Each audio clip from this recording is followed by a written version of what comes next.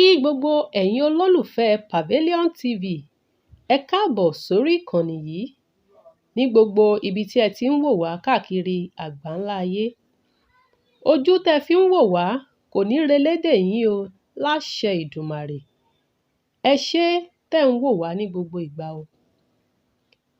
Lórí ìkànnì yìí lónìí, ohun tí a fẹ́ gbé yẹ̀wò ó dá lérí rògbòdìyàn èyí tó ń lọ láàárín àwọn ìránṣẹ́ Ọlọ́run àgbà méjì tí gbogbo wa mọ̀ káàkiri àgbáńlá ayé. Prophet MKO Tibetan àti Prophet Segun Adebayo. Èyí tí olùgbóhùnsáfẹ́fẹ́ ni Asabe náà wá ń ṣe agbátẹrù rẹ̀. A ó rí i pé lọ́pọ̀lọpọ̀ ohun tí à ń wò lórí ayélujára nílọ́lọ́ yìí ó fi hàn gbangba pé àwọn ìránṣẹ́ Ọlọ́run àgbà méjèèjì yìí wọ́n ń fi oríṣiríṣi ọ̀rọ̀ ránṣẹ́ síra wọn, tí Asabe TV náà sì máa ń gbé gbogbo àwọn ọ̀rọ̀ yìí.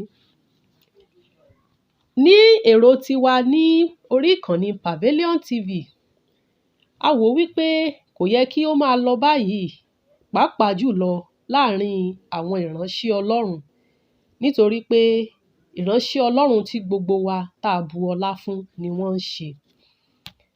Ṣùgbọ́n nínú ìwádìí tiwa, a rí wípé Prophet Tibetan àti Asabe wọ́n ti jọ ṣiṣẹ́ papọ̀ rí. Pàápàá gan, Asabe ló gbé Prophet Tibetan náà sí orí ẹ̀rọ ayélujára nígbà tí wọ́n sì jọ wà papọ̀. Ìwádìí wa fi hàn gbangba pé bíi ọdún mẹ́wàá gbáko òun ni Prophet Tibetan àti Asabe ti jọ wà papọ̀ kó tó di wípé ọ̀gbẹ́ni Gbénga Dan tí a mọ̀ sí Asabe yìí tó pàdé ìránṣẹ́ Ọlọ́run àgbà mìíràn, Prophet Segun Adebayo, níbi ìfìwélọ́lẹ̀ Prophet Tibetan tí wọ́n ṣe ní bíi ọdún mélòó sẹ́yìn. Prophet Segun Adebayo náà níbi ìfìwélọ́lẹ̀ yìí, ó sọ oríṣiríṣi ohun tó dára nípa Prophet Tibetan. Pàápàá gan wípé Prophet Tibetan òun ló jẹ́ kí òun mọ àṣírí tí òun fi di ìránṣẹ́ Ọlọ́run tí gbogbo ènìyàn mọ̀ káàkiri àgbáńlá ayé lónìí. Ṣé ìjà ló wá dé tó irin dòwe tí àwọn ìránṣẹ́ Ọlọ́run àgbà méjì yìí fi wá ń takò ọ̀rọ̀ sọ nílọ́lọ́ yìí? Ọ̀rọ̀ yìí ó mà gba àpérò. Ó sì yẹ kó yé Asabe gbangba pé òjò á máa pani wọlé kan lẹ́ẹ̀mejì o, nítorí pé ìgbésẹ̀ tó ń gbé yìí ó dàbíi pé nígbà tí ọ̀gẹ̀dẹ̀ wo kòkóyè tán, òun lọ̀gẹ̀dẹ̀ wá di igi kígi. Kò sì yẹ kó máa rí báyìí lọ.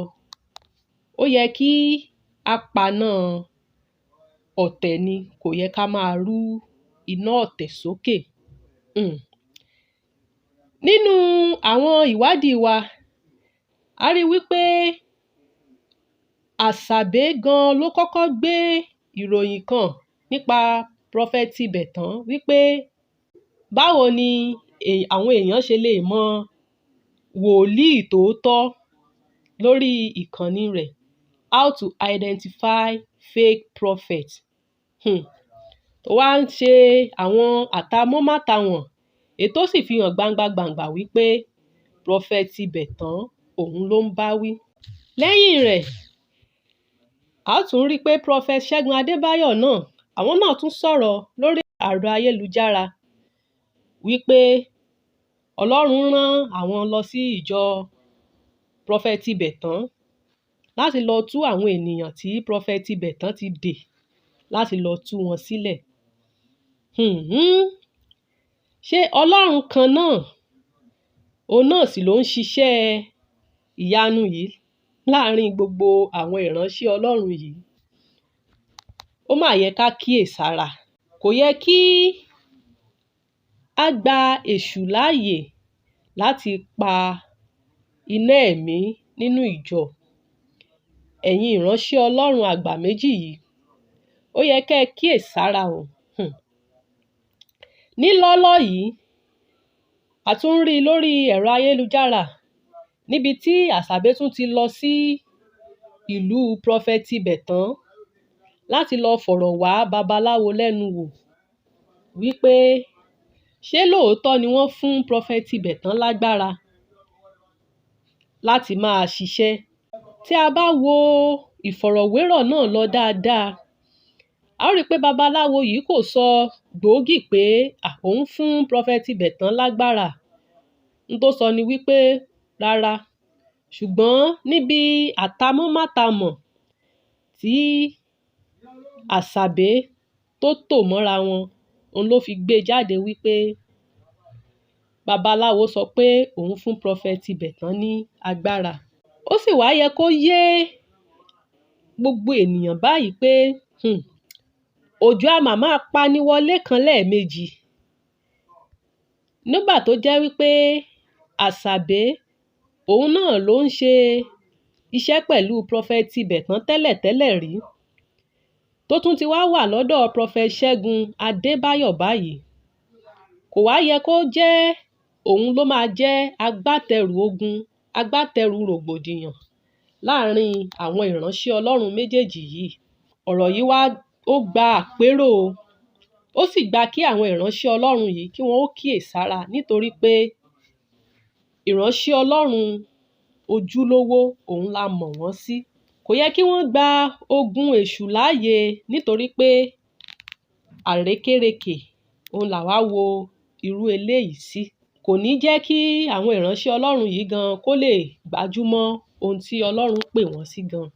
Àwa náà sì ń ṣèwádìí síwájú àti síwájú sí i, bó tilẹ̀ jẹ́ wípé gbogbo akitiyan wa láti bá bàbá wa Tibetan sọ̀rọ̀ ó sì ń lọ lọ́wọ́.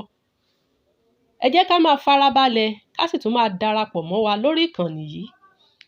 A ó tún máa fún wa gbọ́ sí bó bá ṣe ń lọ.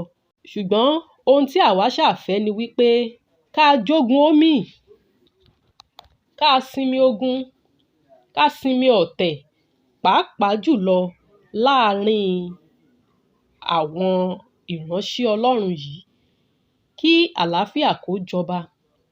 Lórí ìkànnì PAVILION TV, ẹ̀yin olólùfẹ́ wa, ẹ ó máa gbọ́ wa síwájú àti síwájú sí i, nítorí pé a fẹ́ kí àlàáfíà kó jọba, kí ààbò gẹ́gẹ́ bí orúkọ wa ti wí kó sì wà láàrin àwa ènìyàn. Ẹ ṣé tẹ́ ń wò wá ní gbogbo ìgbà o. Ẹ subscribe sórí ìkànnì yìí PAVILION TV fún àwọn ìròyìn àsìkò àti kàyéfì. Ẹ ṣé tẹ́ ń wò wá.